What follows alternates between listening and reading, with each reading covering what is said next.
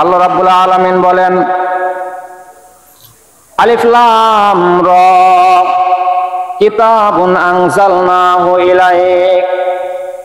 আলিফ লাম রা এটা হলো একটা কোড, এটাও হলো হরফুল মুকাত্তাআত।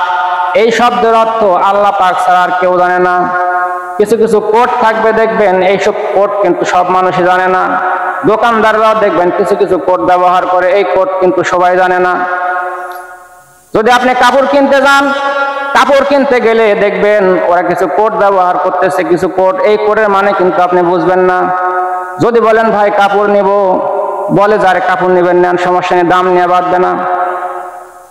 কি বলে দাম নিয়ে বাঁধবে না? আপনি তো আমার নিজের লোক, আপনার সঙ্গে আমার বাঁধবে না, আপনাকে আমি সর্বনিম্ন দামে দেব।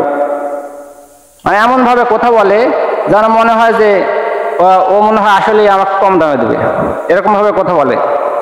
তাহলে নেন, দাম নিয়ে বাঁধবেন, আপনি পছন্দ করেন।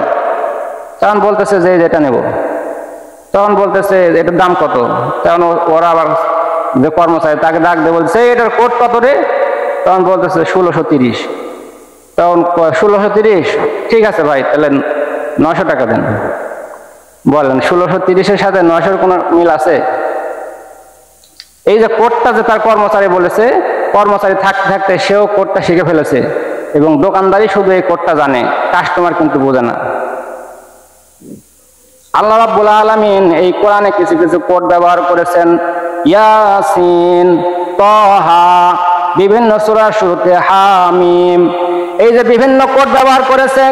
কোন কোন মুফাসসির বলেছেন এই কোডটা সম্পর্কে আল্লাহ ছাড়া কেউ জানে না। আবার কোন কোন মুফাসসির বলেছেন এই কোডটা আল্লাহ এবং তার রাসূল জানে, অন্য কেউ জানে না। এটা হলো হিকমত, এটা হলো আমাদের জন্য একটা পরীক্ষা।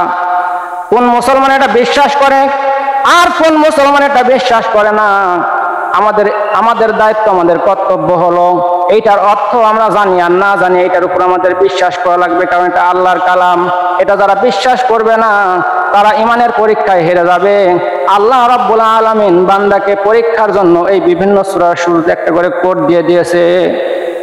দেখি তোমাদের ঈমানটা কেমন, বুঝো আর না বুঝো, তোমাদেরকে কি করতে হবে? বিশ্বাস করতে হবে।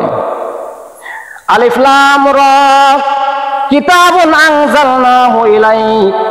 কিতাবুন হলো একটি কিতাব, আনজালনা নাজিল করলাম, ইলাইক তোমার প্রতি, হে রাসূল আপনার প্রতি আমি নাজিল করলাম কিতাব, কোরআন নামক কিতাবকে আপনার প্রতি আমি নাজিল করলাম। এই কোরআন নামক কিতাব এমন একটি কিতাব, এই কিতাবকে যারা পাঠ করবে, কিতাবকে যারা পড়বে, আল্লাহ রাব্বুল আলামিন তাদেরকে বড় দামি বানিয়ে দিবে। মাটির মানুষকে আল্লাহ রাব্বুল আলামিন সোনার মানুষ বানিয়ে দিবে। এই কিতাব হলো এমন একটা কিতাব, এই কিতাবে যদি একটা সাধারণ কম দামি কাপড় লেগে যায়, এই কোরআনে কম দামি কাপড় লাগার কারণে কাপড়টা বড় দামি হয়ে যায়। আপনি যদি 10,000 টাকা দামের কাপড় ব্যবহার করেন, যদি পায়ে লাগে কোনোদিন সালাম বলবেন না। যদি 1 কোটি টাকা দামের সোফা সেট থাকে, তার উপরে দিয়ে হাঁটা চলা করবেন, কোনো আপনার ভিতরে কিন্তু কষ্ট লাগবে না। কিন্তু এই সামান্য কম দামা কাপড় দিয়ে যে আপনি কোরআনের গিলাফ বানাইছেন, এটা যদি পায়ের সঙ্গে লাগে তাহলে আপনি কিন্তু চুমা খাবেন, সালাম বলবেন।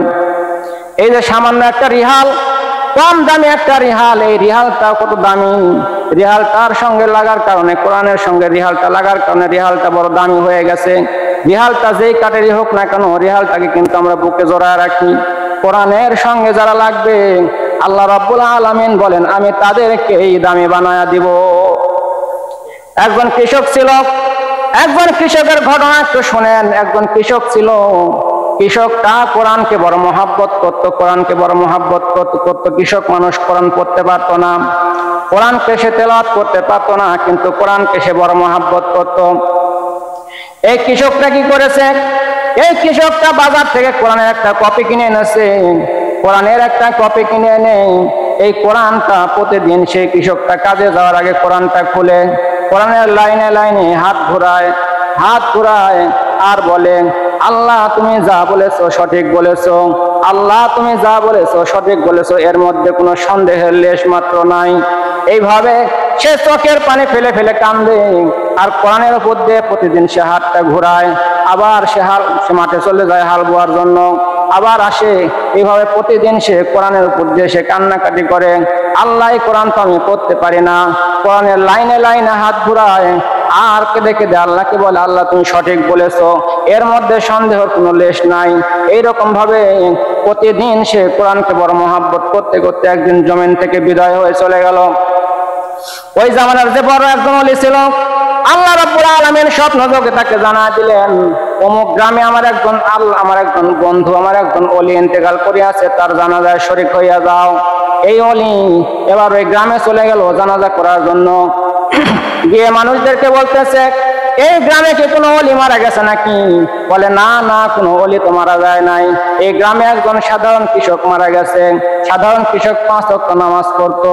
জানাজা দাফন কাফন করার পরে এই ওলি চিন্তা করলো, আমার কথার সঙ্গে স্বপ্নের সঙ্গে কথার তো কোনো মিল পাই না, কৃষক মানুষ, আল্লাহ আমাকে স্বপ্নে বললেন ওলি।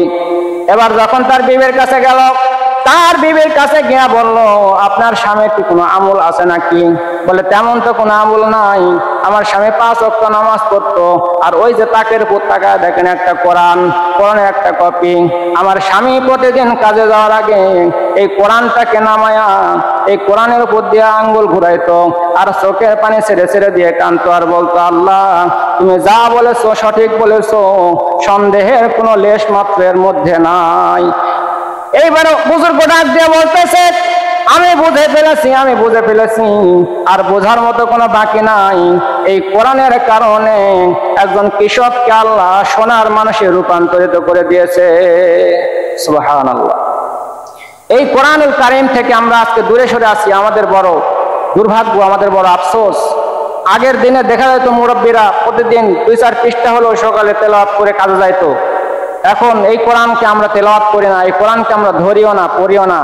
কোরআনের উপরে ধুলা পড়তেছে, কোরআনের উপরে ময়লা পড়তেছে, কোরআনের কাভারটাকেও আমরা পরিষ্কার করি না।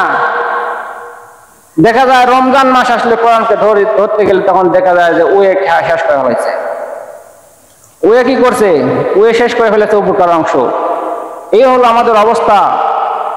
এই কোরআনকে আমরা যদি আঁকড়ে ধরতে পারি, কোরআনকে যদি আমরা আমলে নিতে পারি, তাহলে আল্লাহ আমাদের কদর ইজ্জত বাড়িয়ে দিবেন। আমাদের ইজ্জতকে বাড়ানোর জন্যই আল্লাহ পাক এই কোরআনটাকে আমাদের জন্য কাছে দিয়েছেন।